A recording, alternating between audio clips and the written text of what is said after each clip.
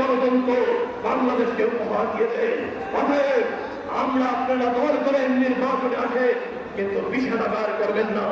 বাংলাদেশের আমরা যে স্থিতিশীলতার জন্য বাংলাদেশকে সঠিক রাস্তায় ফিরিয়ে নিয়ে এসেছে, সেই সঠিক রাস্তা থেকে আবার ভুল থেকে বাংলাদেশকে নেওয়ার চেষ্টা করবে না।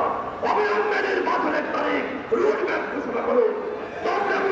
সামনে রমজান সভা হল, শব্দ করলে ঊর্ধ্বগতির রাত কেড়ে দেব, সিন্ডিকেট বাঁধতে দেন এবং আইনশৃঙ্খলা পরিস্থিতি উন্নতি ঘটান। কারণ এখনো ফ্যাসিস্টের দূষণরা তাদের অস্ত্র আপনারা উদ্ধার করতে পারেন নাই।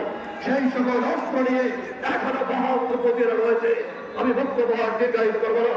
পরিশেষে আমাদের স্মার্ট করে ঐক্যবদ্ধ থেকে আগামী সময় সবাইকে কাঁধে কাঁধ মিলিয়ে কাজ করার দৃঢ় প্রত্যয় নেওয়ার ঘোষণা করে আমি আমার বক্তব্য শেষ করছি।